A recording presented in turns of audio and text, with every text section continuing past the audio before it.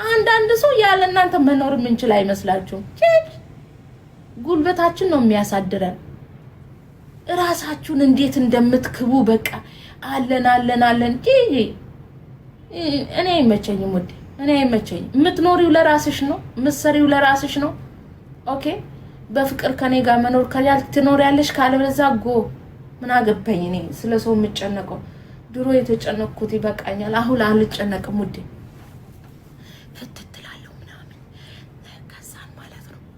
እኔ ልንገራችሁ፣ እኔ ቢከፋኝ ምናምን ሄዳለሁ፣ ይኸው ገዳም ሄዳለሁ፣ አወራለሁ፣ ከአምላኬ ጋር አገናኛለሁ። ሰው ምን ያደርግልኛል? ምንም አያደርግልኝም። በሩቁ ነው ሰው። ማርያምን የምሬን ነው።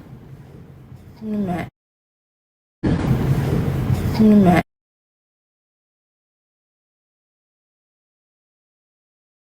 ሂጄ እነግራታለሁ።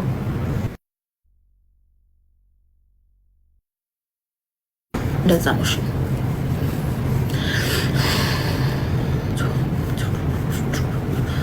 ወይ የሰው ህይወት ውስጥ እየገባችሁ እያቦካችሁ ደግሞ ቅናታም የሆናችሁ ሰዎች አላችሁ። የሰው ህይወት የምትበጠብጡ ወይ አታገቡ፣ ወይ ሰውን አታስቀምጡ፣ ወይ ራሳችሁ አትኖሩ፣ ወይ ሰው አታኖሩ። ልጅሽን ለልጄ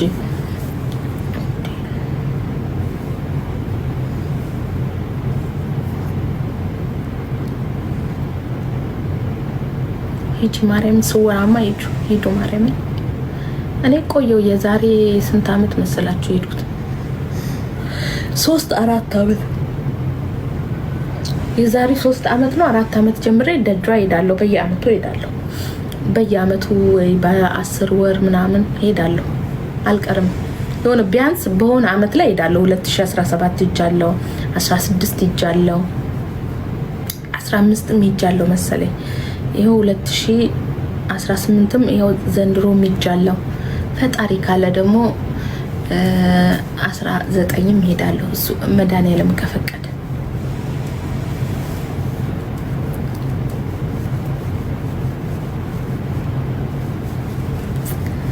እንደዛ ነው። ኢትዮን ምን አዲስ አለ? ኢትዮጵያ አዲስ ነገር ያለው ምን መሰላችሁ? ሀገሩ በጣም ፏ ብለዋል። ዱባይ በለዋት በጣም አምሮባታል። በጣም ከምላችሁ በላይ አምሮባታል። ኑሮ ውድነት ምናምን ነው የሚሉት። ኖት ቱ ማች ኑሮ ውድ ነው ኦፍ ኮርስ። አዎ ግን የምታገኙት ገንዘብም በዛን ያክል ነው። ኑሮ ውድ ቢሆን ኖሮ ቤቢ ሻወር ባላከበራችሁ ነበር። ሽምግልና ማለት ነው፣ ሽምግልና ባልደገሳችሁ ነበረ። ኦኬ አበባ በ500 ሺህ ብር ባልገዛችሁ ነበረ። የደሃ ቅምጥል ከወገቡ ቅምጥል አሉ። የሌላዋ ዕቁብ ገብታ በዕቁብ ብር ሰርጓን እየደገሰች እየተጋባሽ እናውራ ከተባለ ማለት ነው። በዕቁብ ብር እየተጋባችሁ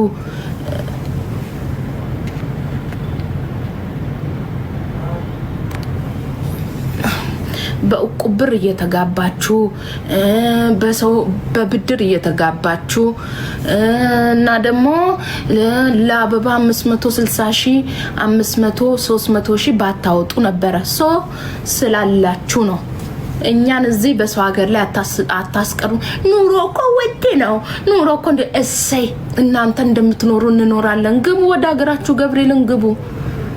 ይኸው እኔ የምመክራችሁ ነገር ቢኖር ማለት ነው እመቤቴ ምንም ቢሆን ምን ታድራላችሁ ሰው እንደኖረ። ግን መጠለያ ነገር ብቻ ለራሳችሁ አበጁ። መጠለያ ማርያምን ሌላ ምንም አይደለም። መጠለያ ብቻ ስላችሁ በቤት ክራይ እንዳትኖሩ፣ በቤት ክራይ እንዳትሰቃዩ ብቻ የሆነ ቤት ማርያምን ጣል አድርጉ። ቤት ብቻ ስሩ ማርያምን።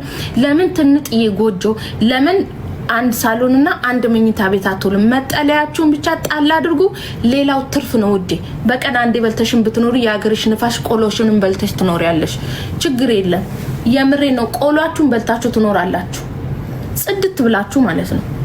ኑሮ ውድ ነው ምናምን ቸቸቸቸቸ ለዛ ነው በዕቁብ ብር እየደገሽ የምትበዩ።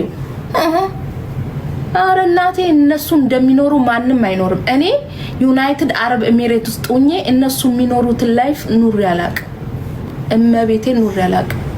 እኔ ባለ ትዳር ሆኜ ራሱ ቤቴ ውስጥ እንደነሱ ኑር ያላቅ። በጣም ነው የሚኖሩት። ጽድት ብለው ነው የሚኖሩት። በጣም እነሱ የሚለብሱት ልብስ እኛ አንለብስም። እነሱ የሚለብሱት ጫማ፣ እነሱ የሚለብሱት ቤታቸው ውስጥ ያለው የሶፋ አይነት፣ የወንበር አይነት፣ የቲቪ አይነት የለም ውዴ። እየኖሩ ነው። ኑሪ አንቺ የሚደሽ በሰው ሀገር ላይ አትንከራተች። እነሱ አንቺ ገብተሽ ማለት ነው ከአንቺ ላይ የሚያገኙት ነገር ስላለ እሱ እንዳይጎልባቸው ብለው ነው ግቢ ውዴ እንጂ ያው ነው ምንም። አሁን ለምሳሌ ልንገራችሁ፣ የሆነ ሆቴል ሄዳችሁ አሁን ዱባይ ላይ ራሱ የሆነ ቦታ ሄዳችሁ ለምሳሌ ቲማቲም ዱባይ ላይ ስንት ብር ነው? 2 ብር ነው እንበል። ቲማቲም 2 ብር ነው እንበል። 1 ኪሎ 2 ብር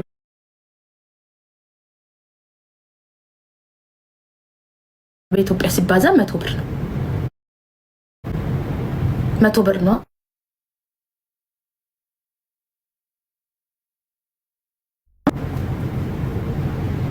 ዱባይ ላይ የምትኖሪው ህይወት ማለት ነው 2 ኪሎ ይገዛል።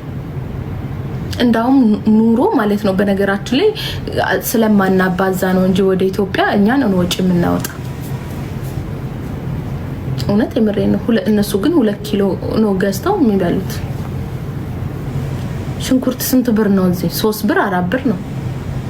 ስታባዢ ስንት ብር ነው? 300 ወይ 200 ነው 1 ኪሎ። እዛ ስንት ብር ነው? ኢትዮጵያ ብር የለም አለ። ከየት አምጥተው ነው ታዲያ አበባ 500 ሺህ ብር የሚገዙት? ታካብጃለሽ እንዴ? ከየት አምጥተው ነው እነሱ ያለውም የሌለውም የ50 ሺህ ብር የ30 ሺህ ብር? እናንተ እዚህ የ200 ብር የ300 ብር ቀሚስ አበሻ ቀሚስ ገዝታችሁ መልበስ ያቃጥላችኋል። እነሱ የ50 ሺህ ብር እየገዙ ትቀልጃለሽ እንዴ?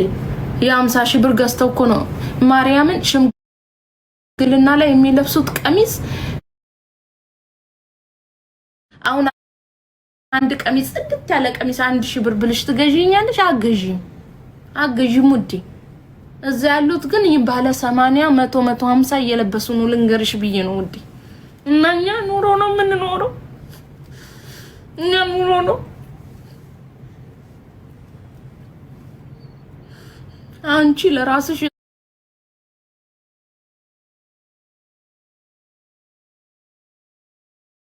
እዚህ የ300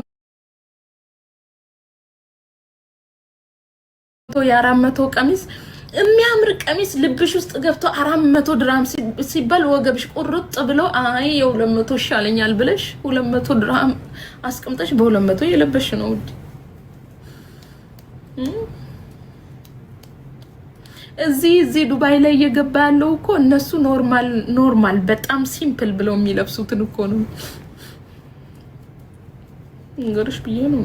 በጣም ሲምፕል በቃ ኖርማል ነው። ያኔ የሆነ ሁሉ ጊዜ ወይ እሁድ እንለብሳለን የሚሉትን ነው እዚህ እኮ ባንኛ በአመት ባል ሰዓት የምንለብሰው። እንደ ኢትዮጵያ ህዝብ ራሱ የሚኖር የለም። እግዚአብሔር ይመስገን። ብቻ ሀገራችን የምትፈልገው ሰላም ብቻ ነው። ኑሮ ውድነት ምናምን ተውት። ኑሮ ውድነት ለምሳሌ አሁን ዘይት በፊት 350 ብር ነው። አሁን ስንት ብር ነው? ወደ 2100 ነው። ስንት ነው የገዛሁት በቀደም? 2100። አሁን ደግሞ